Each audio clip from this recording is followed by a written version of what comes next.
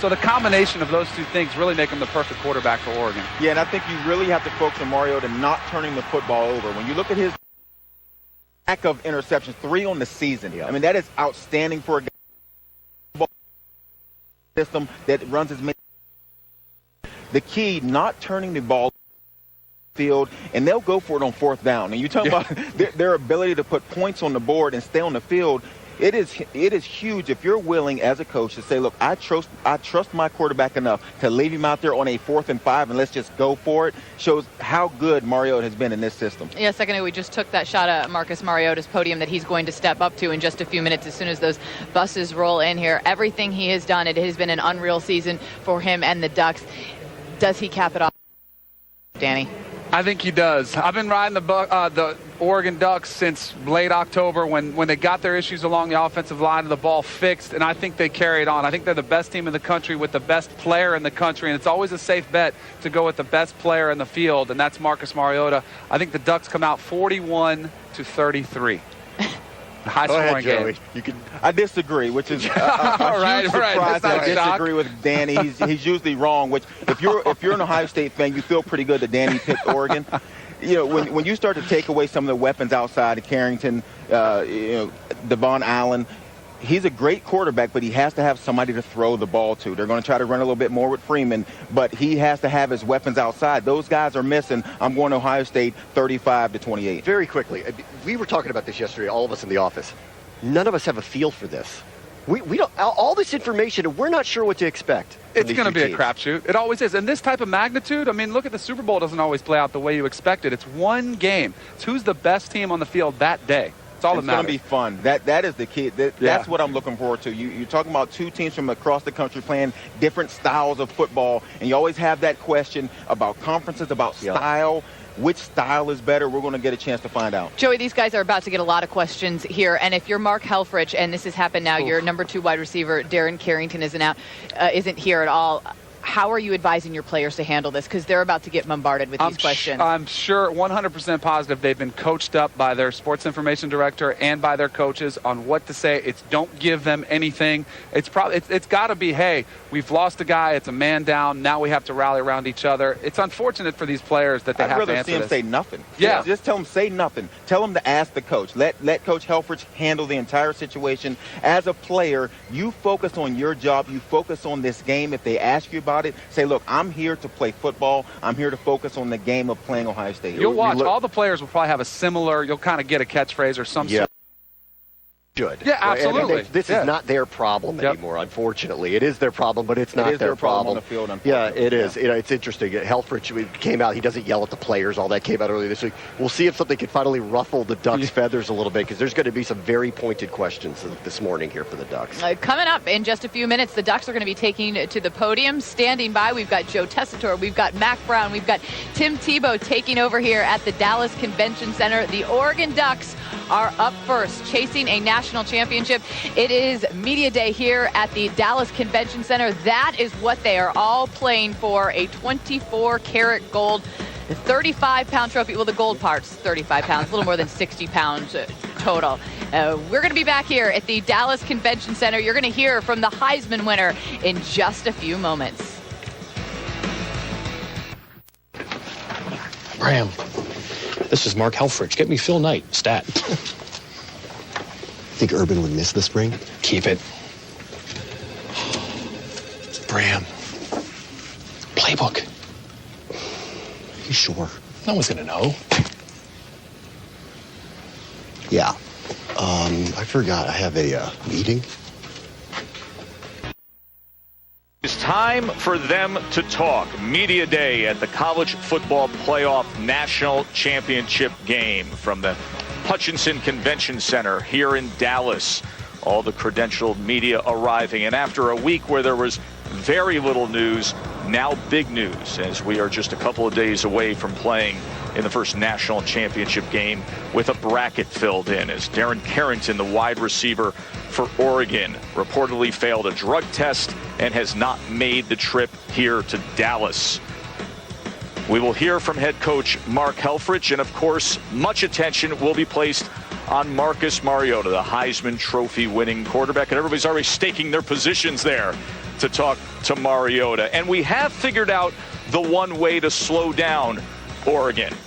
Get a speed limit honoring bus driver, because such is the case here in Dallas, where we are yet to see that Oregon bus pull up. As we say good morning to you, Joe Tessitore, alongside George Whitfield, Mac Brown, and Tim Tebow. Good morning, gentlemen. Good morning, Joe. How are Mac, you? I want to start with you. You've been in situations like this as the head coach, arriving under pressure, getting ready to play a championship game.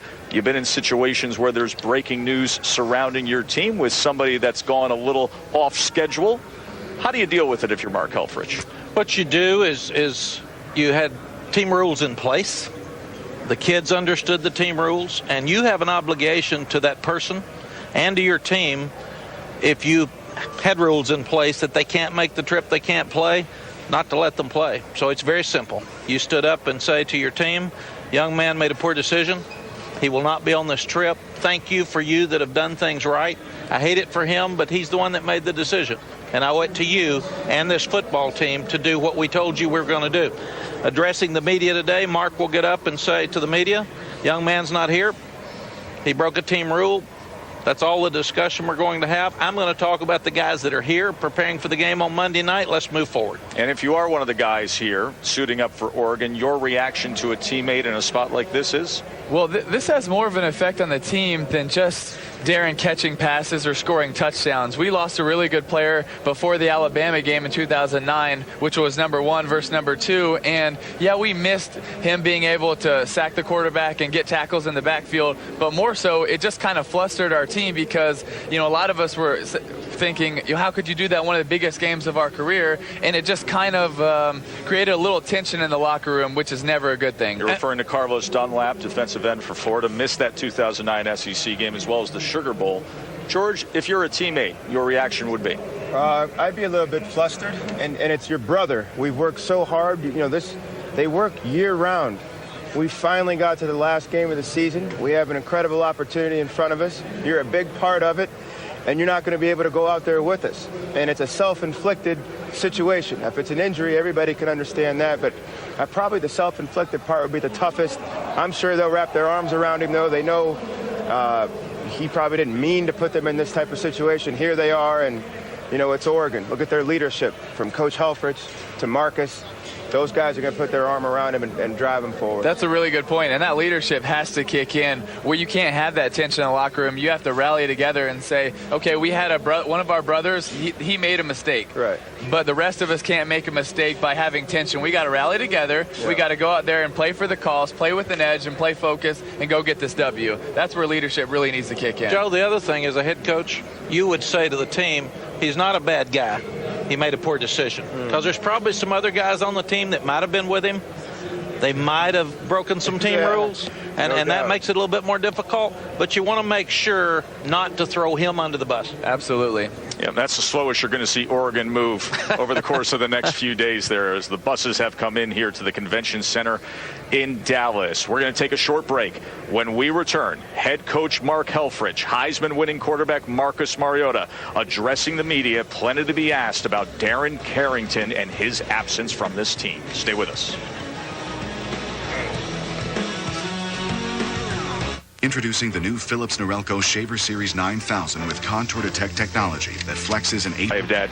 Media Day here in Dallas as head coach Mark Helfrich is gathering the Ducks to make their way out to this football field that has been set up at the Dallas Convention Center here. 2 days away from playing for the College Football Playoff National Championship game. As the Ducks have been announced to the crowd, they get the first at-bat today. We will have coverage of Ohio State's Media Day venture here in downtown Dallas coming up at 11:30 Eastern Time. Of course, full coverage of NFL Countdown coming up at the top of the hour. And you see head coach Mark Helfrich, his second year as a head coach. And many have talked about the comparison with Urban Meyer, of course, a two-time title-winning coach, and all the experience that Urban has compared to Helfrich, the rookie 41-year-old, in a spot spot like this, well, now's the time where experience can pay off.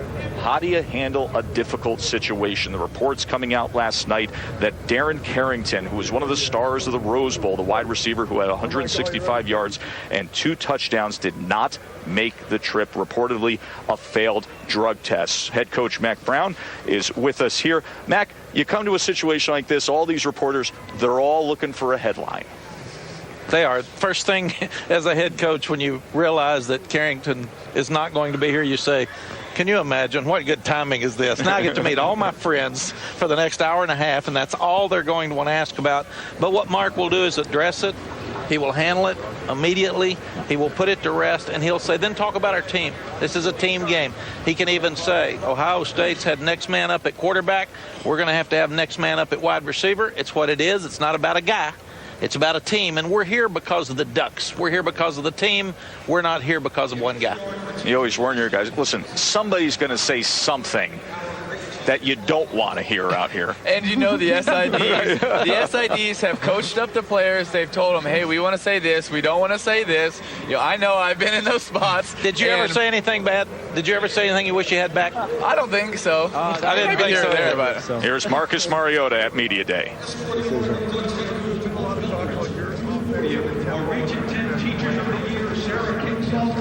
It's awesome. It's a lot of fun. It's like being a point guard on a basketball team, and it's fun to dink and dunk and watch those guys make plays.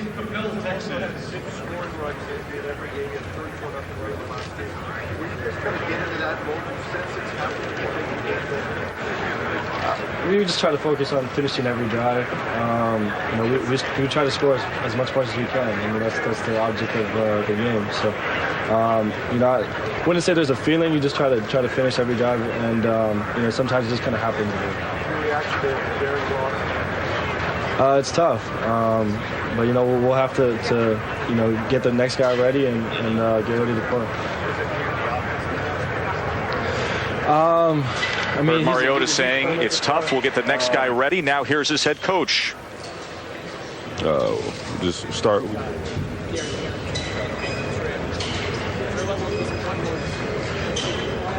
For him, it's disappointing, but it will not be a distraction. It's a great thing to talk about, and the only thing that I'll talk about from that standpoint is confirm that it's an NCAA policy that is in play here, and he's ineligible for this game, and we'll ride. That's all. Again, Jake, when you say that's all we're going to talk about, that's all we're going to talk about. Appreciate the question, though. Yes. Yep.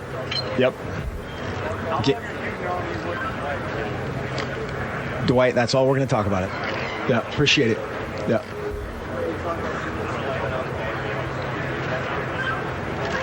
Yeah, distractions are distractions if you let them be, and being having a loss is a distraction. Getting guys injured is a distraction. Media is a distraction. Winning big is a distraction, and how you manage those things is what matters the most. And our guys have managed them all those situations very, very well. As always, it's a combination of everything. We have, a bunch of highly skilled guys that are very confident in what they're doing. Marcus is confident in those guys, and we're confident in those guys. I'm sorry? It's just like any other position. Again, unfortunately, we've been tested in that realm of guys not being available for whatever reason all season long, and our guys have stepped up. I appreciate the question again, but let's go. Let's move. Going to waste a lot of time here. What have you learned about Ohio State now that you've had time to study them for a week? What do you see in that team that they weren't in the beginning of the season? They're now hitting their peak. They're a fantastic football team. I think you look at, they've stayed healthy except one position. They've been very healthy, and all those guys, the other guys that people don't focus on as much as that the one position going down. They're fantastic. I mean, they're fast, they're physical, they're deep. Their special teams are exceptional in terms of both their scheme, the guys doing it. And so it's just a very deep, talented team. I read something the other day of, it's another very highly recruited team as far as that realm of rankings goes. I think they had like the 2, 3, and 5 recruiting class for whatever that's worth. And so just a very deep team. When you compare this season to previous seasons, how would you say that mentality or focus has been different with all the adversity? I think their mentality and focus has been exceptional. I think, we've been in this game once, in a lot of big games a bunch of times, just by virtue of the pressure of the grind of the Pac-12 conference in terms of, having to almost be perfect to get to this point. And again, they just have bought into the process. The coaches and the rest of our staff have done a tremendous job of keeping them focused. As far as ranking it, I don't know. How much more hype would you say it's been this year compared to last year? Head coach Mark Helfrich with the media here in downtown Dallas. Is Oregon the first to come to Dallas for Media Day? You see the 5 who are speaking at the podium. Tony Washington, who was the Rose Bowl defensive MVP. Grasu, the veteran center. Dargan, an outstanding defensive back. And, of course, the Heisman Trophy winner, Marcus Mariota, as all 5 of those men obviously asked early on here in these sessions about Darren Carrington reportedly failed a drug test. As Coach Helfrich said, he'll confirm that it's an NCAA issue. Oregon did confirm that he didn't make the trip here. Among the things that Helfrich said early on, distractions are distractions if you let them be. How you manage them is what matters most. This is the first moment that coach is managing it publicly, with the press asking him the questions. How do you feel he addressed it early on, Mac? Thought he did a great job. He got it out of the way. He said, hate it for the young man. It's disappointing at the same time. He's not here. Next man up, we're moving on. We got a lot of good players. Don't want to talk about it anymore. It is an NCAA infraction, so it was out of our control. But we're moving forward. And then he had to answer it 4 more times. Right. I've never heard somebody. Because of us. I've never heard somebody appreciate a question asked really numerous times. He did really appreciate that question. There was a little sarcasm in the appreciation. He kept saying, "Let's move on." But as we know, that's not always how it works. Do you feel this will be put to bed soon enough, or will we still be talking about this deep into Monday afternoon towards kickoff? Well, what matters is that it's put to bed for the University of Oregon and this football team, so that they can continue to be focused and they can have the next man up.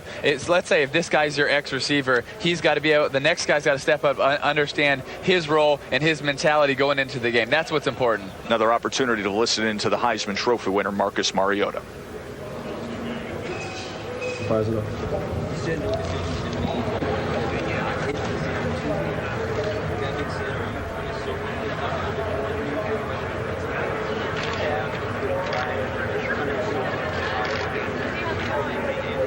Of course, I think you have to. I mean, even if you're a freshman right now, you got to enjoy this. I mean, this happens, not so often. And, this is once in a lifetime stuff. So try to enjoy it as much as you can. And then when the decision has to be made, we'll make it as a family.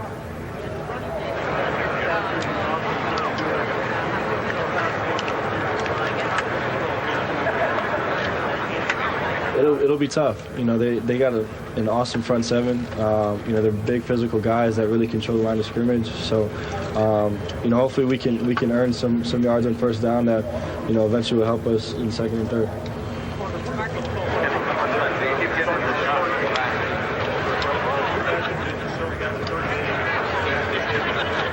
Yeah, I mean, what he's been able to do is incredible. His ability to step up and lead his team, says a lot about who he is, and he has so much confidence as a player, and it's incredible to watch. I mean, you gotta. I mean, he's a freshman, and he's playing at a level so high right now that he's leading that team. So it says a lot about who he is, and what kind of player he is. Mariota being asked about many issues. Of course, the pressing issue is who's not here at receiver for Oregon. Devin Allen, redshirt freshman, injured in the Rose Bowl, and now the freshman Darren Carrington not making the trip, reportedly of a failed drug test. So now senior leadership, who will step up at receiver? Sam Ponder is with a guy who could be the answer to that, Keenan Lowe. Sam? Keenan, obviously, bummer of news in the last day, people finding out that you won't have your teammate Darren Carrington here with you. How big of a difference do you think that makes for this receiving core? I just think guys are excited for the opportunity to play a great Ohio State team and a great defense. So let's talk about that opportunity. What kind of opportunity does this present? Obviously missing a guy who was a downfield deep threat for your team. This year we're missing a lot of guys. So, we don't skip a beat when we're missing someone, and we won't skip a beat. You guys have proven that over and over. So many guys have gone down this year, and you've really embodied that next man up philosophy. What is it about this group that makes that so seamless? I just think we all care about each other. We all play for each other, and no one's looking for their personal interests. And you just play for each other, and when you got a group of guys that does that, you guys can be successful. Let's talk about what you're up against, this Ohio State defense. When you look at this secondary, what do you think is the biggest challenge that they present for you as a receiver? They're physical. They play fast, just like we play. They're used to going up against the offense like we go up against, and their offense in practice every day is just like ours. So they're used to the things that we do, and they'll be very familiar with what we do, and they're a good group of DBs, and just excited to play against them. We're looking forward to it. Thanks, Keenan. Yeah, no problem. Appreciate it. Thanks, Sam. Keenan Lowe, part of that explosive offense. Meanwhile, Tony Washington is the emerging star of the defense. Remember, he had that fumble return for a touchdown in the Rose Bowl, the glory end of the play of the day, Jameis Winston's stumble and fumble. Here's Tony. I kind of think it would just mean that all the hard work that we put in, everything we've given up, the buying into the system, it's all worth it. It's all for something. I know we've fallen short the past few years, but for us to be here and us being able to compete in this thing kind of just shows that it was all worth it. I know it can be hard for guys to just come in here and just believe in what we believe in and do what we do, because it's a lot different and it's harder than most teams. So I think it'd be really huge from that aspect, and kind of just show guys that what we're sacrificing and what we do on a daily basis is for a reason. We're different for a reason, and it's going to pay off. How much pride do you guys have that have been around for 5 years to be back at this point, though? It's so close for so many years, so much success. To finally be at this point, it's pretty special for you guys at the time. Yeah, but I think it's special for everybody. I mean, this is every football player's dream, at this level. So just be able to get here and compete is a huge deal. I don't want to be prideful about it. I mean, we're going to do everything we can to compete and work hard in this game, but I don't know, just got to kind of have to take advantage of the moment and just focus on the game.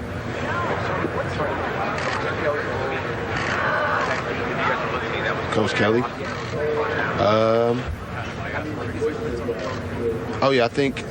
I came in with Coach Kelly, so I don't really know exactly how much the program has changed previous from him, but I definitely can see how the culture has changed. Our mindset, the way we do things is definitely different from other teams that I've been a part of and teams that I have friends on. You can just tell that we're different. So, I'm sure he had a lot to do with that. And then, you got to give Coach Helford some credit, too, because he's done a huge deal and as his head coach stint here as well. So, both those guys have been huge for our program. They've done a lot for us and definitely helped us get to where we are now. The humble and modest Tony Washington mentioning how special this is for everyone. Special for him. He lost his father to a heart attack when he was only in high school. He said, "That's for you, Pops," what he was thinking to himself as he returned that fumble in the Rose Bowl. Let's check in with Mark Helfrich again.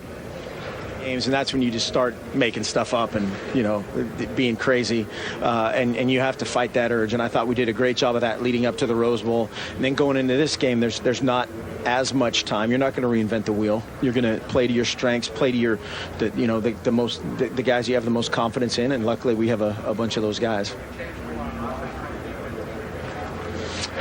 Both. You're going to have in this situation, it's like a bye week. It's like a bye week of a Saturday game to a Thursday game that you have a couple more days in terms of you're able to do a few things, maybe outside the box type of things that you haven't done yet, as they will. No. Whatever our situation is, that's a strength. That's an advantage for us, whatever it is.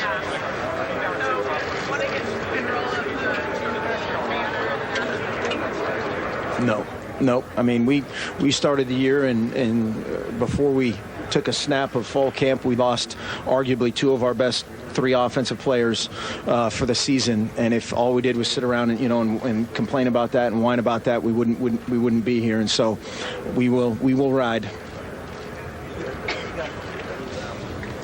Always interesting as you close in on a big game, what kind of sense you get by what's being said. What are you picking up on, guys? These players have been coached up, and they're saying what is really politically correct, and they're doing a good job with it. I thought Keenan's answers were really good. I believe him, though.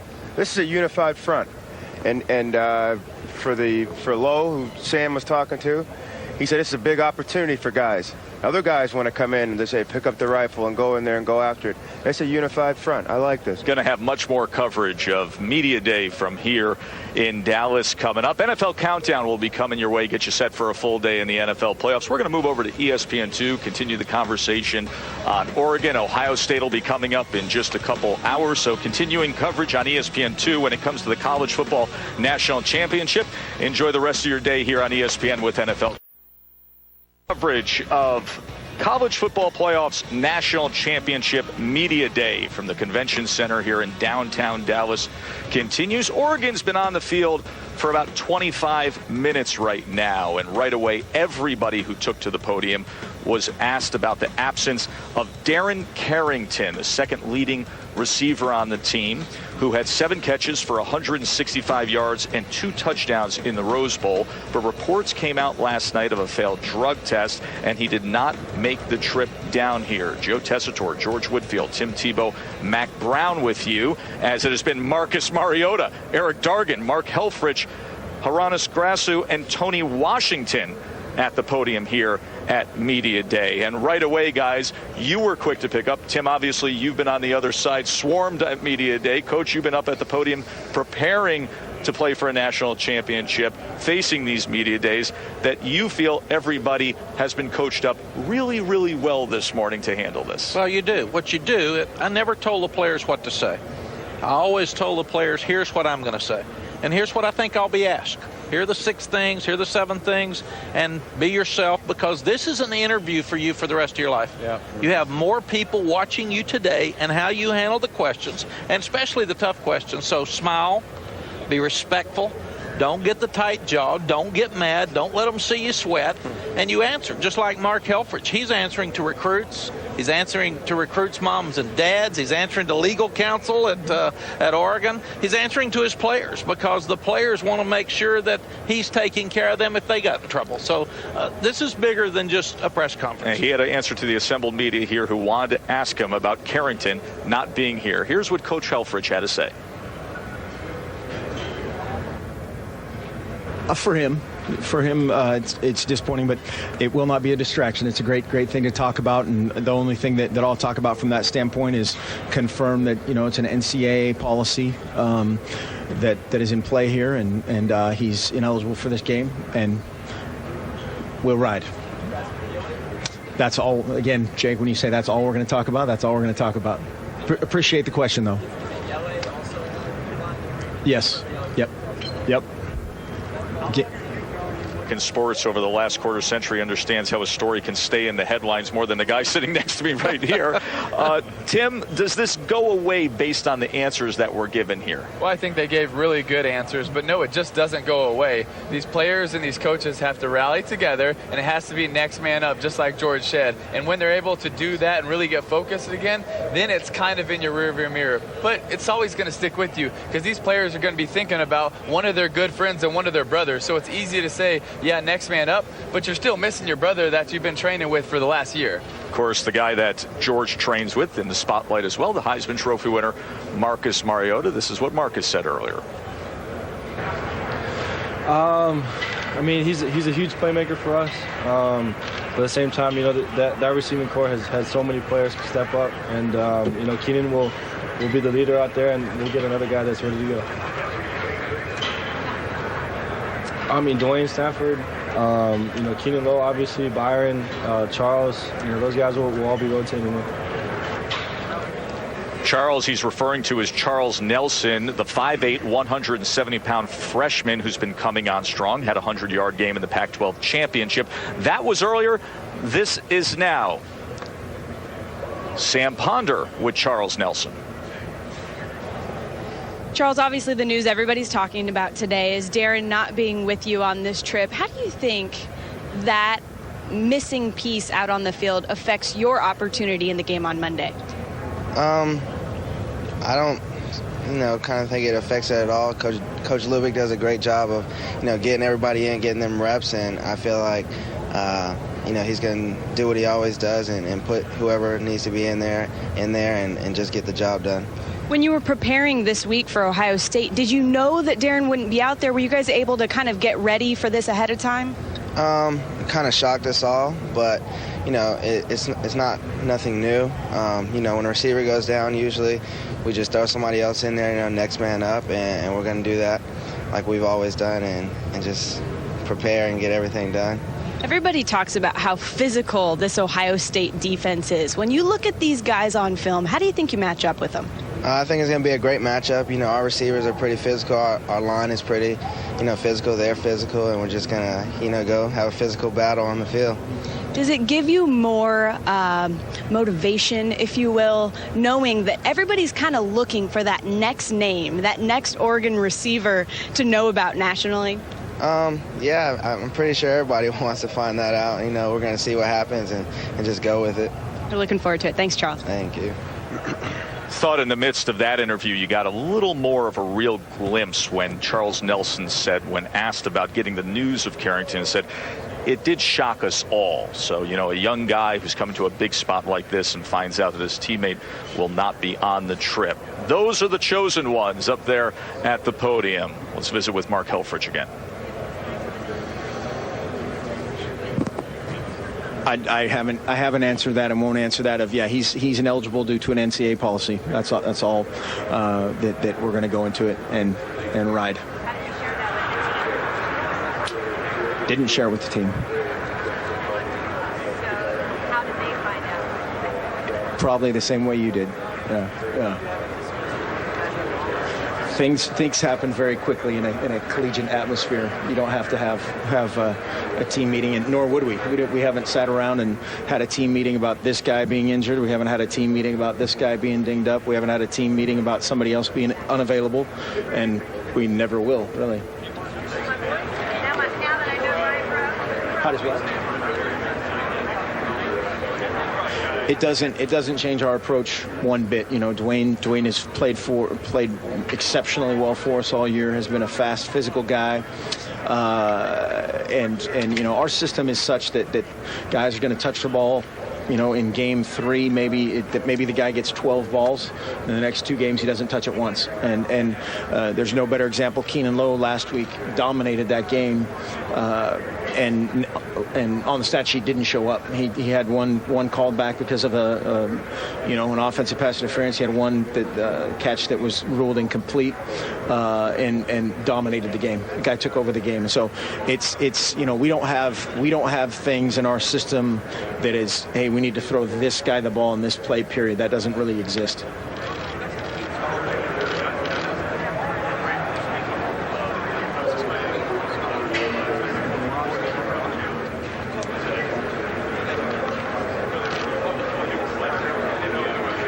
Yeah, that's as a native Oregonian, that's the toughest part. Is the demographics of the state are such that we have to kind of go everywhere, and that kind of started the whole campaign and the movement of the helmets and the marketing and all that kind of stuff. And again, hopefully we're beyond that. But what that has enabled us to do, because of what our guys have done on the field, is to go everywhere, and we can go into whatever, Washington, D.C., Georgia, New Jersey, Florida, wherever it may be, and have credibility as a football program and as a university. Mm-hmm. There's a few more players, yeah. Mm-hmm. Yeah, we go in and try to find fits, whether it's Dwayne. Farrell Brown is also from Ohio, who was playing at a very high level for us before his injury. And we'll search anywhere. If a guy's a fit in Guam, we'll go to Guam, whatever it takes.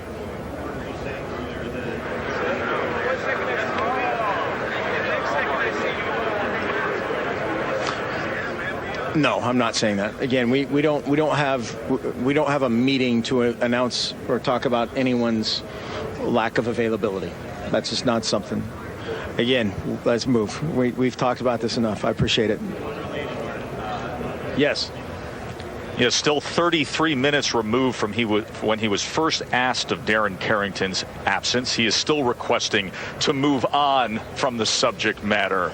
The incomparable Marty Smith is somewhere down there on the floor of the convention center. Good morning, Marty. Thank you, Joe. Good morning. Yes, I found some guys here who decided they were hungry, and they left these guys some meal bars to eat, and as you can see, they're all gone. Big old corn-fed boys over here at the table. Now, gentlemen, you're in the furthest reaches of media day that you can possibly be. I warned them they would be on SportsCenter. Did you call Mama and tell her? I texted her. I had to let her know. You want to say hi to her? Hi, Mom. Hi, Mom. I figured it'd probably be my last time, so. So what's it like to be this far away from the reaches of the start of media day, to be all the way out here in the suburbs? I mean, we're just sitting here, eating some bars and drinking some water, and wound up getting on SportsCenter, so it's turned out a lot better than we thought. So one of the biggest topics of conversation throughout this is why you guys chose white. Why white, and are you guys okay with this? I mean, I think we all pretty good with the white. It still looks good, and it's still good, I mean, we know we yellow and green, and we still got our spirit, but for the Natty, we rocking white. What's it like to know that for the rest of your life, like the next 7 generations of your families are going to be able to have free Nike gear forever? It's pretty cool. I mean, can't do that anywhere else but Oregon, so it's pretty awesome. That was an awesome answer. Way to get excited. I like it. All right, Joe, I'm going to have some meal bars with these boys and hang out a little longer. Back to you, buddy. Maybe Uncle Phil Knight can adopt you too, Marty. Marty Smith in the middle of some of the Oregon Ducks who probably didn't have a chance to make their way to the podium in the course of the past 45 minutes. We're going to have much more coverage of Media Day here from the College Football Playoff National Championship game in Dallas when we return.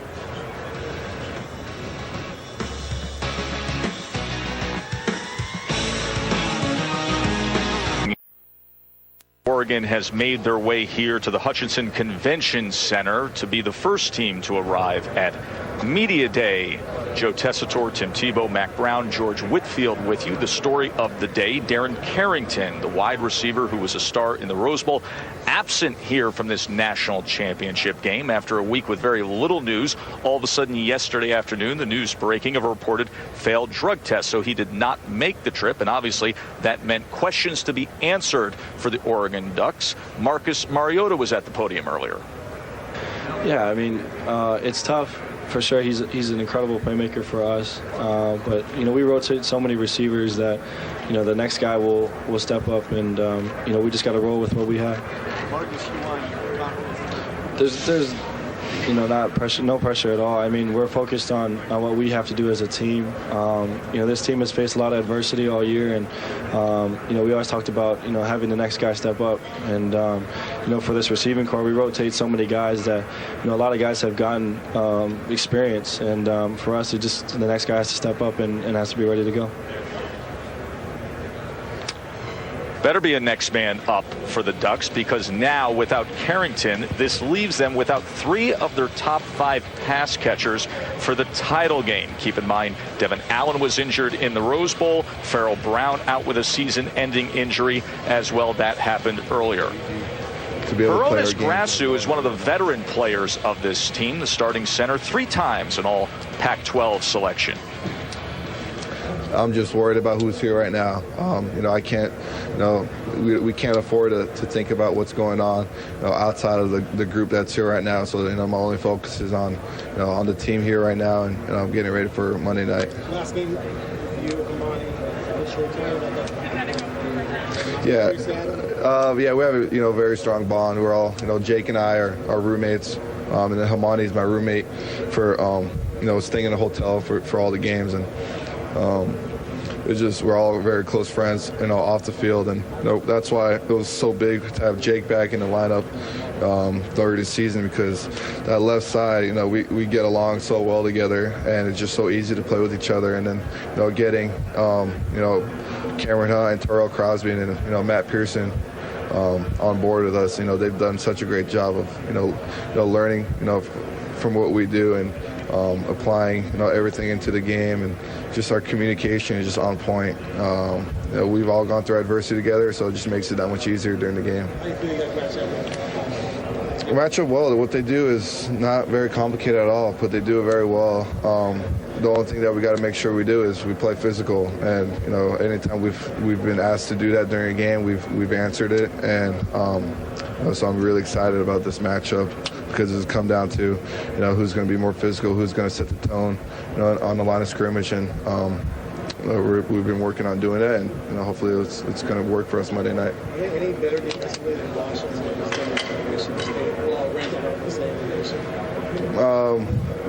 They're the same. I mean, it's not anything. I could compare them to Michigan State. What they do, talent-wise, what they do defensively, it's just simple. I mean, you just got to get off the ball and move those guys, and they're the most talented and most physical defensive line that we've faced all season long. And so that's the difference between all the teams that we faced so far this year. But the competition in the Pac-12 has definitely set us up in a very good position for this game. I like that. Of course, Hronis Grasu will be protecting number 8, as he has done now for 3 years. Here's Mariota.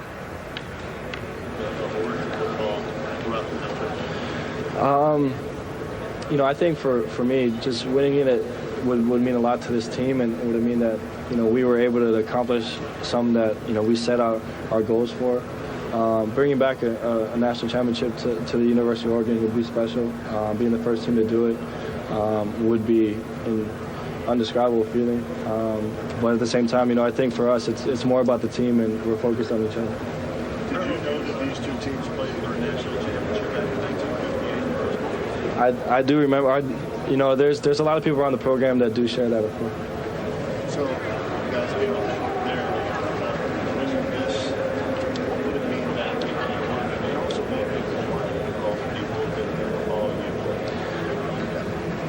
It would be special. I sorry for the lack of other words, but yeah, I mean, it'd just be special. People in the Oregon, people in Hawaii.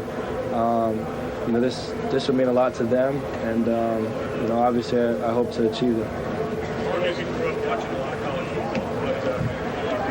Yes, Mariota is showing deference to his native people and land, his ethnicity, and his home state of Hawaii. Of course, when you play for Oregon, the offense gets so much attention, but recently it's been the defense who's been gathering respect. And Eric Dargan is a big part of what they've been able to do. You know about the 5 turnovers in the Rose Bowl against Florida State. Dargan has 7 interceptions and 90 tackles. And Eric Armstead up front, the defensive end, the 6'8", 290-pounder is a force up front. He's with Sam Ponder. Sam? Eric, how would you describe what you're up against when you look at Cardell Jones in this Ohio State offense? Cardell, he's a big quarterback. They list him at 250. So we're got to throw bodies at him and bring him down to the ground. They let him run the ball, so we got to stop that early on as well. Who does he compare to? When you look at the guys that you've played either in the Pac-12 or non-conference, is there anybody you've had to bring down that has that kind of size and that kind of arm? I don't think so. I don't think he's probably the biggest quarterback we've played against. I think the last quarterback like that Oregon has played against was probably like Cam Newton, size-wise. So at this stage and this level, everybody's running hard. Everybody's breaking tackles. So you got to throw bodies at them and get them down to the ground. Obviously, you're used to tempo in practice going up against your offense. How does Ohio State's tempo compare to Oregon's? On film, you really can't get a good tell how it compares to our offense. You know, and I think when we go out to the game, we'll get a better judge of that. So if they try to run a slow tempo or they try to speed it up, I think we'll be prepared, though. And finally, just as a leader of this team, you guys have had so many ups and downs this year. You dealt with the adversity against Arizona and have dealt with a lot of guys going down with injury. Now you have a player that's ineligible. How do you think that impacts kind of the psyche of this team going into this game? I don't think it impacts us at all. You know, we've had a lot of adversity throughout the year, a lot of ups and downs, things going wrong that probably shouldn't have. You know, so we're going to handle it like we always handle it. I think we'll be prepared and ready to play. I know we have a talented receiver core, you know, who's going to step up. Appreciate your time. Thanks, Eric. Thank you. Step up, the key phrase of the day. The common refrain from Oregon players as they're asked about their now depleted receiving core. Eric Armstead had 4 tackles in the Rose Bowl. Tony Washington had so many critical tackles in that game. Had the 4th and goal tackle on Jameis Winston that had his knee come short of the end zone. He's live at the podium. Really changed the way we were practicing, cranked up a notch, and I think ever since like October, we've really just taken it on a different level. Guys are practicing really hard, and it's kind of helped us out really well in the games. We're making a lot of ill-advised mistakes, really. Guys just doing stuff that we're not taught to do, being undisciplined, missing a whole bunch of tackles, just little stuff like that we weren't really focusing on. And we have to be more disciplined as a defense if we want to be elite and get to where we are now. And I think guys really changed that.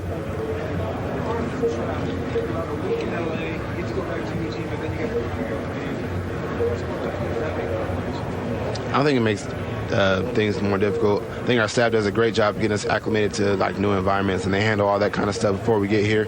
So it's really easy for us. They make it a smooth transition. So I mean, my hats off to those guys. They help us out a great deal. It makes it easy on the players. So we just got to go out and just do what we can.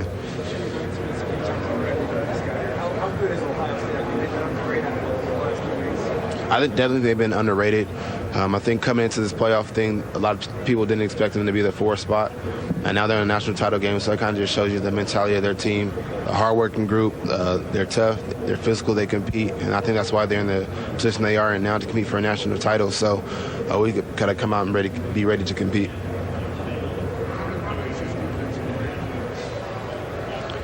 Oregon's defense forced 5 turnovers in the win over Florida State in the Rose Bowl. It's the most by the Noles in a single game over the last 2 seasons given up. They also helped Florida State to just 20 points in the game, tied for its fewest over that span. When you look at the Oregon defense statistically, listen, it is what it is playing in the Pac-12 and up-tempo sets. You're going to bend. You don't want to break. Where do you see their trajectory right now as a defense? Do you buy them? Well, for me in this game, the key for Oregon's defense is Eric Armstead and DeForest Buckner. There are 2 defensive ends that play 4-eye techniques, because when you're playing a read option offense in Ohio State, those are the keys, is those defensive ends, because you will be reading them, you will be play actioning them, you will be cutting them with fullbacks coming across, and if those guys have a great game and are able to contain Cardell Jones and Ezekiel, they have a good chance of winning. But if those guys get red, if they're collapsing and Cardell's keeping it outside, or they're widening and Ezekiel's running inside, then Ohio State can take advantage of it, and then it's going to be a high-scoring game. What do you make of the growth of this Ducks defense, Mac? I think it's great. We played against them last year in the Alamo Bowl. I thought they were the most underrated defense after we got there, Joe. Everybody talked about Marcus. Everybody talks about their tempo. Everybody talks about their offense. They've stopped the run better this year, and they're forcing turnovers. For them to beat Ohio State, to me, they have to do what I thought Alabama would do. They got to stop Elliott. They got to keep Cardell from making yards running, and they've got to make him throw the ball. Veteran in many of these media days is part of our staff, Gene Wojciechowski. Gene, what are you sensing here with the Ducks today? Well, I will tell you, I just talked to Matt Lubick, who coaches the wide receivers, and of course the topic today has been Darren Carrington and his absence, and actually the Oregon coaches aren't too worried about this. They say they still have 4 quality wide receivers, that Braylon Addison, who was hurt in the spring game, torn ACL, actually wanted to try to come back this game, but the coaches didn't feel it was worth it. They were a little worried about would he be able to function at a high level at this up-tempo offense, so he is not going to play play in this game, but they feel very good about the 4 wide receivers that they have, and they will mention to you that double-digit wide receivers have caught touchdown passes this year. They spread the ball around in this offense, so they feel like they're going to be okay. Gene Wojciechowski here in Dallas. Oregon's Media Day gets the day started. We will have coverage of Ohio State coming up a little later. If you're just joining us, here's what Mark Helfrich, the head coach of the Ducks, had to say earlier. Things happen very quickly in a collegiate atmosphere. You don't have to have a team meeting, and nor would we. We haven't sat around and had a team meeting about this guy being injured. We haven't had a team meeting about this guy being dinged up. We haven't had a team meeting about somebody else being unavailable, and we never will, really. It doesn't change our approach one bit. You know, Dwayne has played exceptionally well for us all year. Has been a fast, physical guy, and you know, our system is such that guys are going to touch the ball. You know, in game 3, maybe the guy gets 12 balls.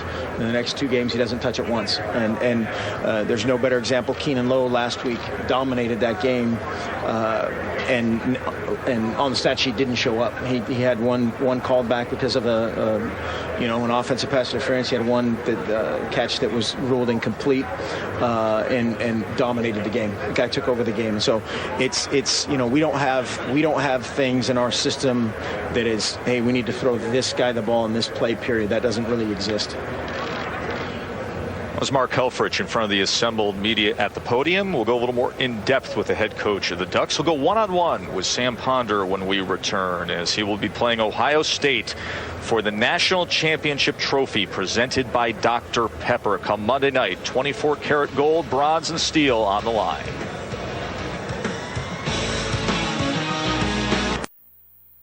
Take to go from a quarterback at an NAIA school at Southern Oregon to the head coach of the Oregon Ducks, getting ready to play Ohio State in the college football playoff national championship game. But such is the road taken by Mark Helfrich. Here's Sam Ponder with the coach.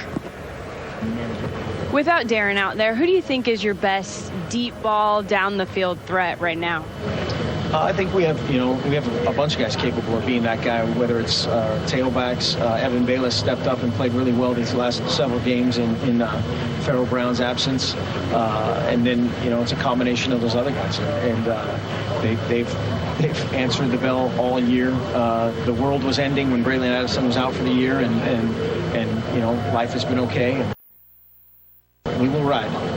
Why is that? Why is this team able to seemingly just kind of plug guys in? Is there really not that much of a difference in the talent and speed between the guys you've recruited?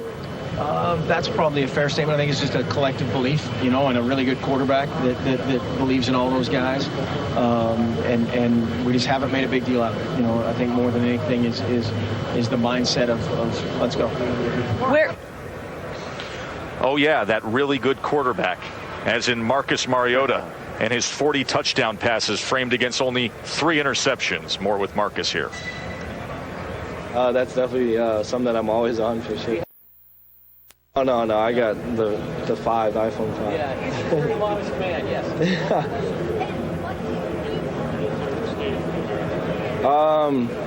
Text, you know, talk to friends from home or you know, friends from the university. No problem. Thank you. Real quick, I'm Andy Carson, Portland, Oregon. Our guys right over there. Right on. Would you want to say anything to the folks in Portland watching right now? Thank you for your support. We appreciate everything you guys have done for us, and go Ducks. All right. Thanks again. Yeah, no problem. Hey. Incredible leadership. Just an incredible athlete. Someone that really. You know, sets the tempo up front, sets the intensity up front. So having it back has meant a lot to us.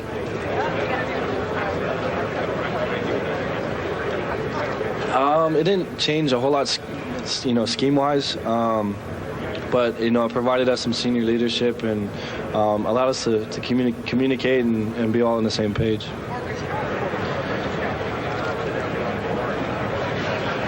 They're of great importance. Without those guys, you know, we wouldn't be able to have the looks and prepare the way that we do. So those guys have done an awesome job for us all year and have provided us, incredible looks that have really allowed us to get ready for the game.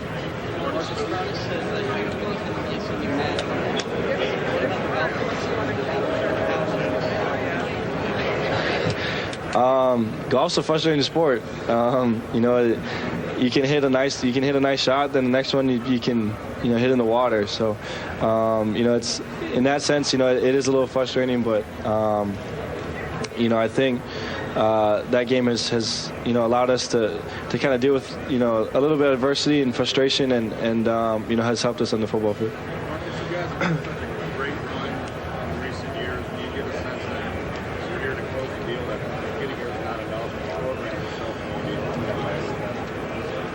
That's tough to say. I think for us, it's been a great season. Nothing will take away what we've been able to accomplish this year. But for us, I think winning the national championship would mean a lot, and it means a lot to the university. And hopefully we'll be able to do that on Monday. Marcus, what's your favorite piece of equipment you got for the What's the thing where you said the Jordan 3s from a couple years ago, the white ones were sweet. I still have them. They're at home.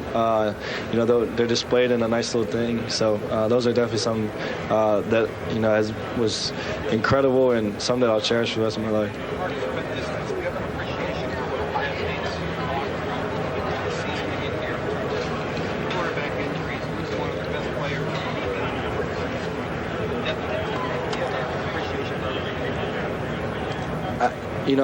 To see what they've gone through, and for them to be able to accomplish what they have says a lot about who they are as a team.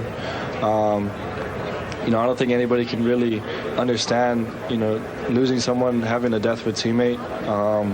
So I think, that's hard to relate to, but what they've been able to do as a team to come together and to be a part of this championship game says a lot about who they are, and says a lot about that program. I'm sorry.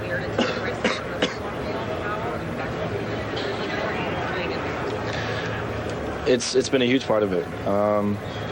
The coaching staff does a great job each week preparing us, and has really allowed me to grow and understand the offense, and it's really helped me as a football player, and like you said, it helps us put our offense in good situations, and I'm thankful for that.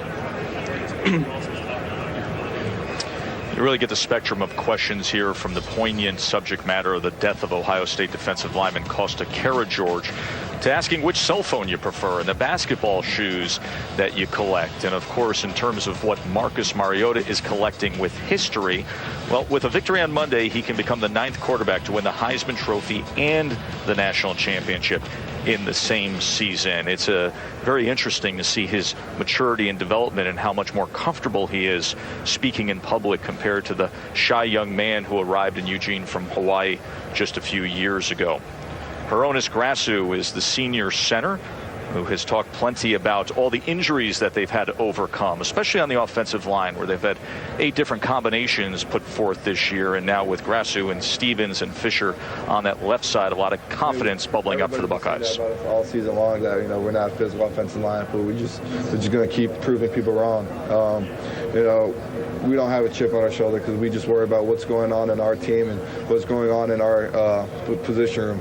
With the offensive line, we just play with each other, play together, and if we stick together, it's going to be very, very hard to tear us apart. What's the one thing about Ohio State that it does concern your offensive line? Obviously, offensive line standpoint, any defensive line, that's as physical as them, that's as quick as them, that's as big as them, is going to concern us. But it won't concern us that much because of the training that we've had, the preparation that we've put into this game. I'm really pleased with the position that we're in right now. Wish you the best. Thank you very much. Coach Elford was just saying that the point of going fast on offense is to stretch the defense mentally as much as it is to test the stamina and the conditioning. What do you think he means by that? Get them to think all the time, pre-snap. They don't know which way the ball is going to go. They don't know if it's going to go down the middle. They don't know if it's going to go on the edges. Get them to think, and getting them on their heels is what we want to do, and getting those guys to run around and fatigue them, and to see, when you're really fatigued, it's kind of hard to stay in it mentally, and it's pretty hard to stay in it, technically. So that's what we're trying to do. What about getting the ball snapped with 2 or 3 defensive guys not where they're supposed to be? How key is that? And how often in an average game do y'all make that happen? Yeah, we do it a lot, and as an offensive line, it's pretty difficult to get all our calls out, to be able to just execute our blocking scheme. When the defense isn't even set up, you can't get your calls out to get the blocking scheme down. You just kind of got to go like a train track footwork. You just, whatever comes in your face, you got to take it. And our guys, our coaches do such a great job of being prepared for that. I'm not answering any questions from you. Why are you so attractive? Because of my mom. Your mom, you have one of the best butts on the team, right? Because of my mom. Do you make your bed every morning? I do make my bed every morning. Do you? Do you touch the O every morning? Yes, I do. Why do you touch the O every morning? Because for the team, for the president, and for the pass. Why are you such a bad guy? Because you're here right now. What's the biggest difference between Chip and Mark? Obviously, Interesting exchange there with Hronis. He's going to be part of what many feel will be one of the key matchups in this game, as that front will have to go up against Bosa in Washington, Michael Bennett, and Steve Miller of Ohio State. Gino, what do you got? I was just talking to safety Eric Dargan, who was raving about the job that the scout team has done preparing them for Ohio State quarterback Cardell Jones. He's 6'5", 250 pounds. He's a beast. Unfortunately, Oregon's scout team quarterbacks aren't quite that big. Morgan Mahalik, 6'4", 200 pounds. Ty Griffin, 6 feet, 205 pounds. So maybe they could simulate his speed, his scrambling ability, maybe even his arm, but they're not going to be able to simulate that size. Tough to do. Of course, such a critical role thing for a game like this. Oregon arrived just a couple minutes late to downtown Dallas to start media day, but I think Urban Meyer is going to have his team on the ready to go as the buses are lining up outside the Hilton Anatole. They arrived at Dallas-Fort Worth Friday afternoon about 4 o'clock, settled in for an evening. They will be coming to downtown Dallas to this convention center for their media day session, and then the Buckeyes will have a practice at AT&T Stadium. Meanwhile, head coach Mark Helfrich will take his team in only about an hour and 40 minutes over to Euless Trinity High School. Euless Trinity, one of the powerhouses of the Metroplex. They've won multiple state titles in recent years. Here's Mark. Find that out sooner, the better. Have you been approached by either Braxton Miller or anybody associated with Braxton Miller about inquiry about a possible transfer? What can you tell me about that? Yeah, I can't. I mean, we get inquiries from guys all the time. Not daily. I wouldn't say daily, but probably every other day. Guys come in, or guys will, send a release, or somebody's friend's cousin's uncle or something, and until we have a release, those kind of things don't happen. And the other thing with your offense, how important would it be for a quarterback to be there in the spring and to get a feel for it? Depends on the guy. Depends on the guy. There's guys that can, Marcus could. He could have come in the day before the first game, and his feel for things, his natural affinity for our system. A guy could have played, don't tell him that, but he could have shown up on Friday and played on Saturday. What's your take on guys being able to transfer immediately into that? Is that the fair rule for the fifth-year guys? Right. It gets into again that it depends moment. I think there's every one of those situations is different. We've had guys leave. Have we had a graduate? We haven't had a graduate transfer. I'm trying to think of not a fifth-year graduate transfer. We've had, some one-year guys. Kyle Long was a one-year guy. He wanted to come back for another year and couldn't. But I think it depends.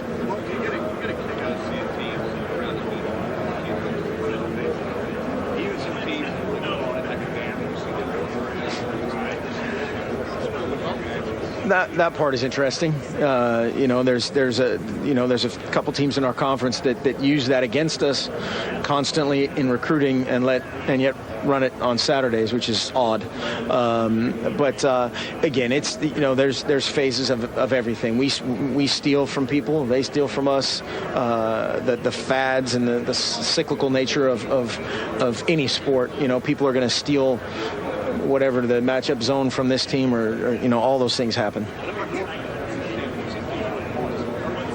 Right.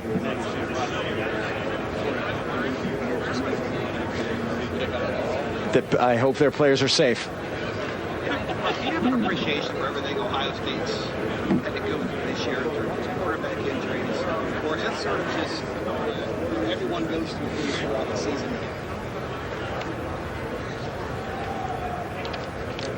About a photo with the trophy. They all desire to be taking that photo again late Monday night as J.J. Jones, backup running back for the Ducks, is standing next to the National Championship trophy presented by Dr. Pepper.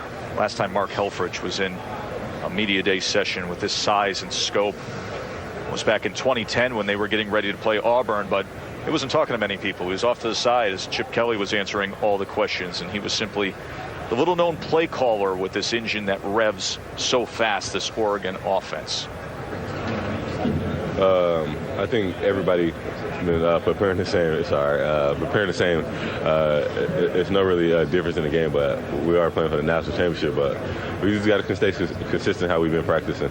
Last night when the news broke about Carrington obviously not traveling and then not playing for you guys on Monday night, was there some sort of sense from the entire team, letdown, communication throughout your team, text messages made, anything? Carrington, he will be missed. His presence was felt, but that's our brother. That's the most important thing is his well-being, and the rest of the question I'm leaving Coach Hill. What's with all the GoPros going on? This is a new thing. Everybody's trying to capture the experience. And, it's a blessing to be able to be here, especially with the group of guys we have on our team. So I don't know. I just want to capture everything. What has been your favorite uniform combination that you guys have worn this year? I would say the Pac-12 championship, because the players picked that out, so it was something that we was able to do. And I think you're the first person to say that. You guys picked it out, but you're the first guy to say that is one of your favorites. Yeah, I got some favorites, but I think that's been one of the top. Good luck in the game on Monday. Thank you. Eric Dargan had 8 tackles and a forced fumble and a pickoff in the Rose Bowl.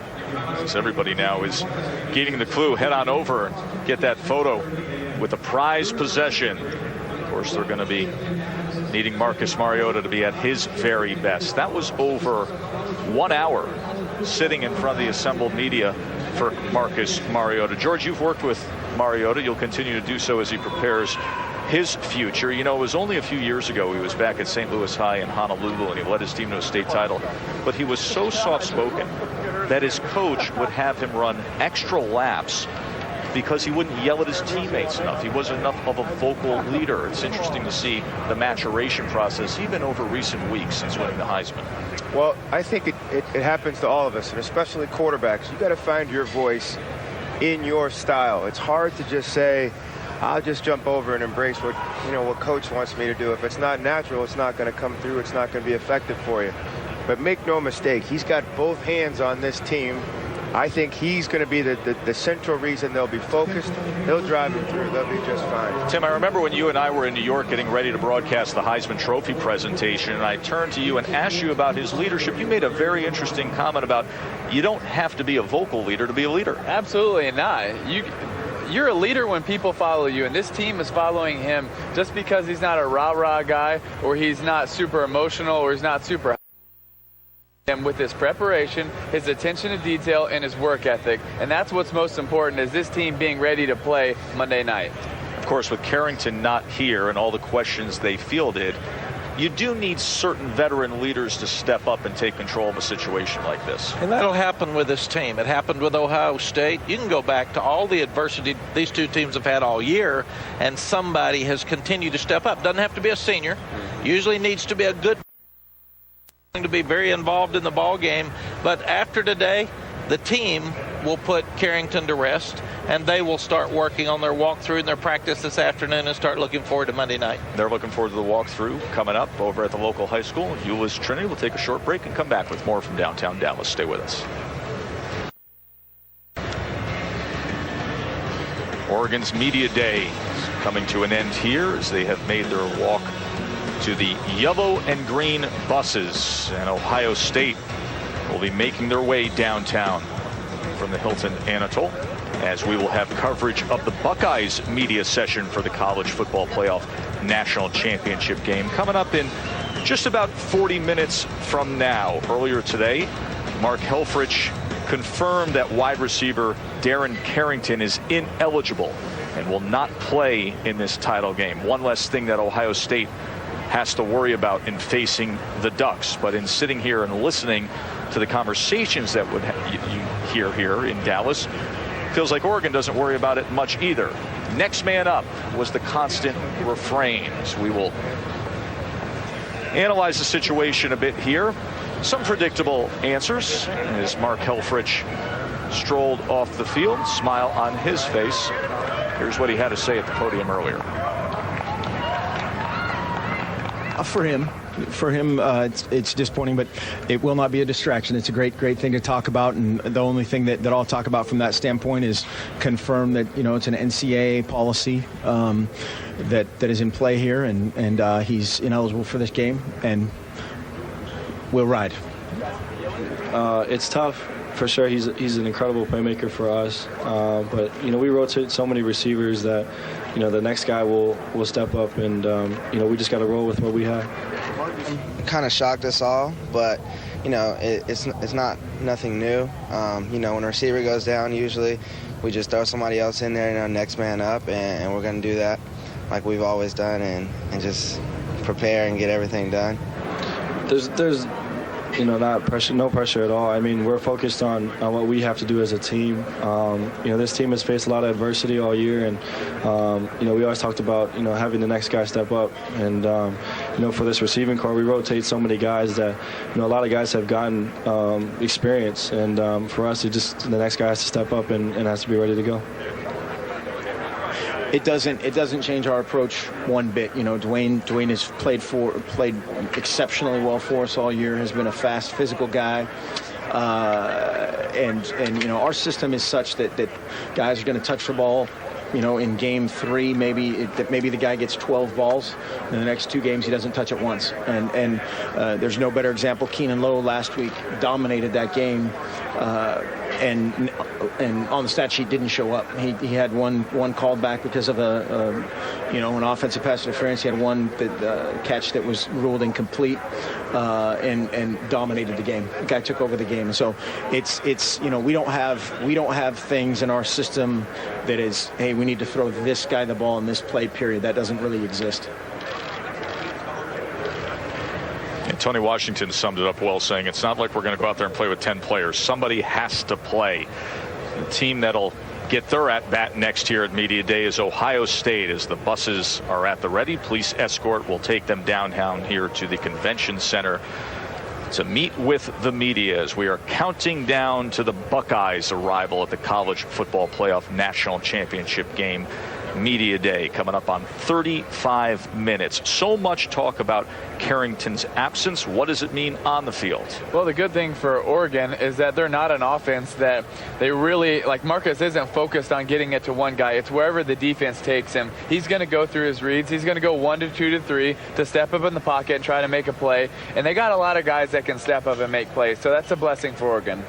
Well, and they've got this media day behind them. That was the biggest distraction in talking about Carrington. No question. So they said, oh, man, good. Now we're through. It is what it is. He's gone. It's just like an injury.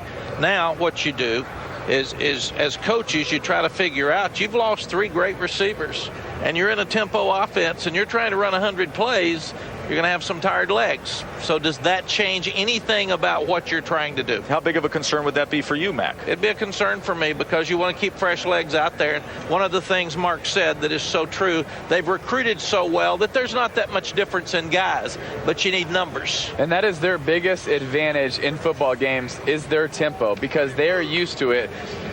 Ohio State's theme is 16 seconds. That's the time between plays that Oregon runs. And when your theme is 16 seconds, they're focused on being prepared mentally for the fatigue. That's what Coach Meyer is preaching to his team. If you can fight off the fatigue, you can win this football game. That's Ohio State's theme. So if Oregon's not going to go out there and run no huddle, I think it's an advantage to Ohio State. And there's a way to help and get those young receivers to contribute without putting them in some high-pressure situations. They run a ton of screens. They run a lot of automatics. You can get those guys in there. They'll be fine. And they don't run a lot of different formations. So it's a simple offense when you think about it.